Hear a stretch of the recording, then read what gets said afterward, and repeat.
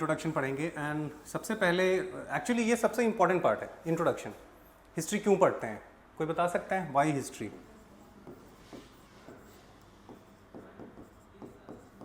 ज़रूरी क्या है हिस्ट्री? जो बीत गई सो बीत गई, क्यों पढ़ना चाहिए हमें?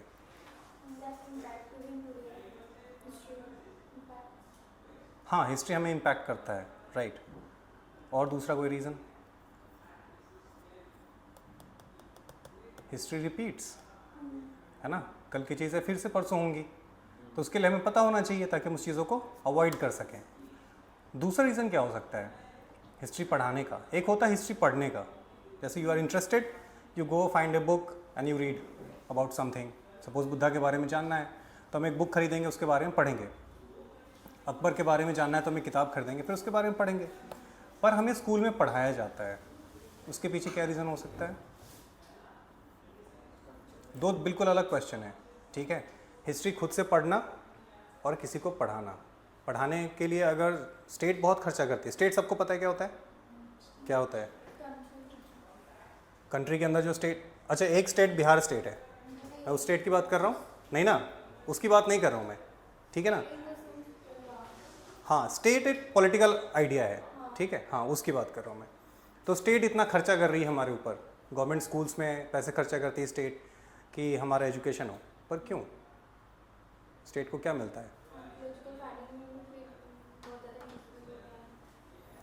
आर्कियोलॉजिकल फाइंडिंग्स होंगी तो ही तो हिस्ट्री बनेगी, अदरवाइज हिस्ट्री बनेगी कैसे? पर my question is why is state so interested in teaching you history?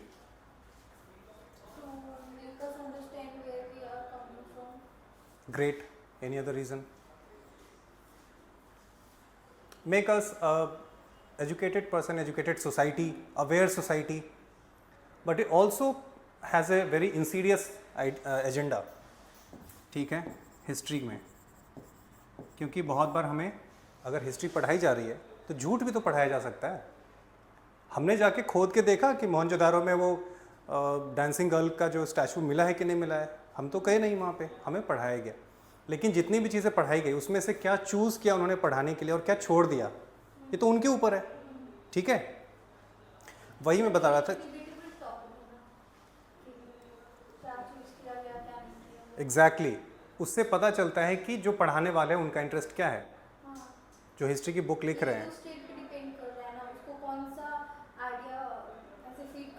आगे लेके जाना है, स्टेट पे डिपेंड करता है, तो स्टेट का कैरेक्टर भी मायने रखता है, यानी कि हमारे कॉन्स्टिट्यूशन में क्या लिखा हुआ है, एवरीथिंग इज़ कनेक्टेड, ठीक है। तो हिस्ट्री को एक नए तरीके से, जैसे मैंने बताया कि हिस्ट्री में चेंजेस आए हैं, ठीक है, इसका मतलब स्टेट के नेचर में चेंज आया है? नहीं आया ना, स्टेट थोड़े बदला है। स्टेट बदलने का मतलब है कॉन्स्टिट्यूशन विल चेंज, कॉन्स्टिट्यूशन में कुछ चेंज तो आया नहीं है। बीजेपी वाले बहुत टाइम से बोल रहे हैं सोशलिज्म हटाएंगे, सेकुलरिज्म हटाएंगे, जो उसके अंदर लिखा हुआ है प्रियम्बल के अंदर। हाँ, ये सब चल रहा था, पर अभी स्टेट का कैरेक्टर चेंज नहीं हुआ है, अभी तैयारी चल रही है, ठीक है। आगे जाके हो सकता है कि हो, अगर पब्लिक अवेयर हो जाए, सब लोग डिमांड करें, तो हो सकता है कि चेंजेस आएँ, ठीक है। लेकिन उसके लिए पब्लिक को अवेयर करना पड़ेगा। कैसे अवेयरनेस आएगी? एजुकेशन, है ना। तो एक टाइप का एजुकेशन चल रहा था, दूसरे टाइप का एजुकेशन पुश किया जा रहा है, जिसमें छत्रपति शिवाजी के ऊपर जो क्लासेस हैं, जो चैप्टर्स है, वो बड़े चैप्टर्स हैं, अब पहले बहुत छोटे थे, ठीक है। मुग़ल के बारे में कभी भी ये नहीं बताया जाता था कि उन्होंने कितनी एट्रॉसिटीज़ करी है सोसाइटी के ऊपर, वो सब चीज़ें ऐड करी गई है नई वाली एनसीईआरटी में, ठीक है। इंडस वैली सिविलाइजेशन के ऊपर एक क्रिटिकल आर्ग्यूमेंट भी दिया है कि कैसे वो गलत है, ये सब चीज़ें पहले नहीं थी। राखी गढ़ी में जो डीएनए टेस्ट हुआ, उससे पता चला कि जो लोग हड़प्पा में थे वो बाहर के लोग नहीं थे, वो यहीं के लोग थे, क्योंकि उनका डीएनए हमारे डीएनए से 99% मैच करता है। इसका क्या मतलब हुआ? वी आर देयर डिसेंडेंट्स, या फिर वो हमारे एंसेस्टर्स थे, तो बाहर से कैसे आए? नहीं हो सकता ना। तो उन्होंने जो इंडस वैली सिविलाइजेशन, जो आर्यन इन्वेजन थियरी के बारे में बात कर रहा था, वो क्यों किया जा रहा था? सोसाइटी को डिवाइड करने के लिए, कि यहाँ के जो नेटिव्स हैं वो अलग हैं, जो हड़प्पा में थे वो बाहर से आए थे, तो एक क्लैश नहीं हो गया। तो मैं एकदम से पता चले कि मैं उनके बारे में पढ़ रहा हूँ जो यहाँ के थे ही नहीं, तो अंदर से एक हेट्रेड आएगी, ठीक है। It serves the purpose.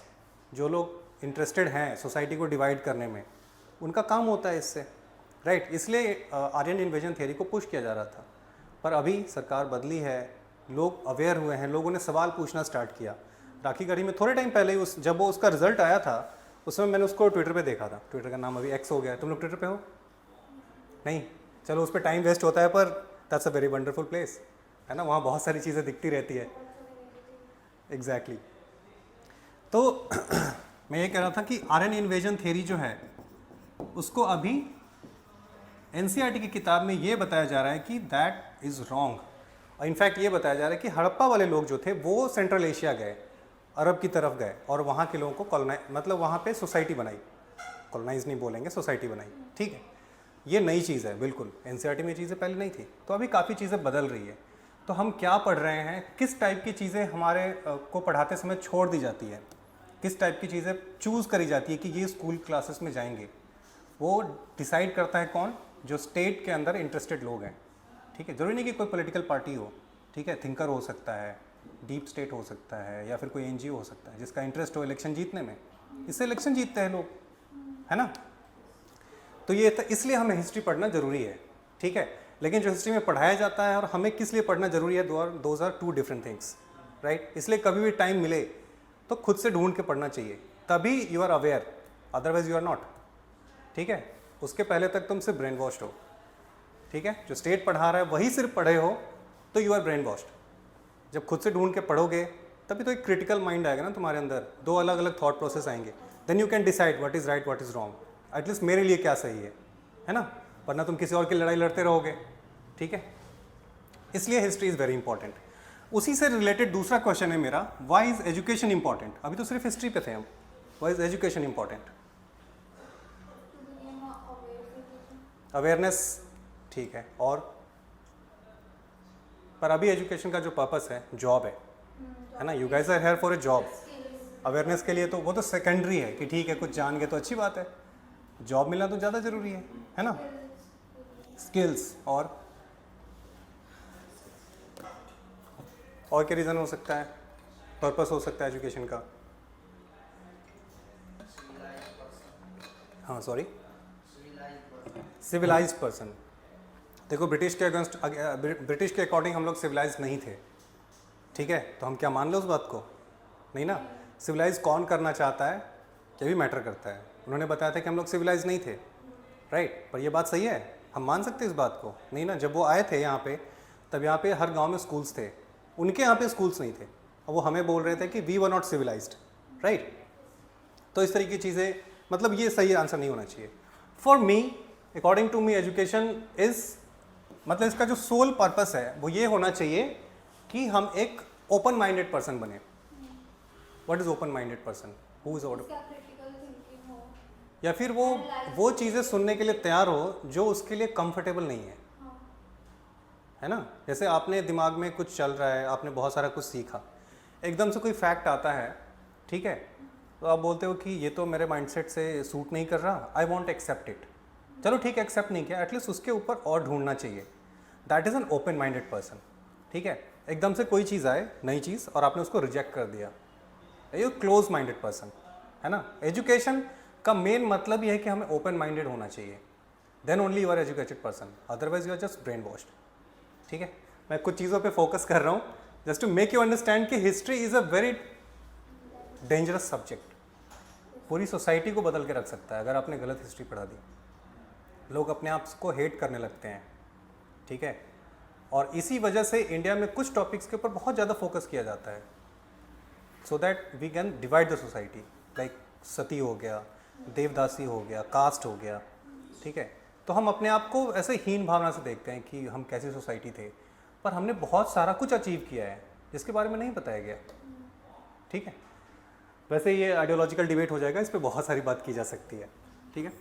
उसके बाद है कि हम लोग यूपीएससी के बारे में पढ़ने वाले हैं यहाँ पे, तो पता ही होगा कि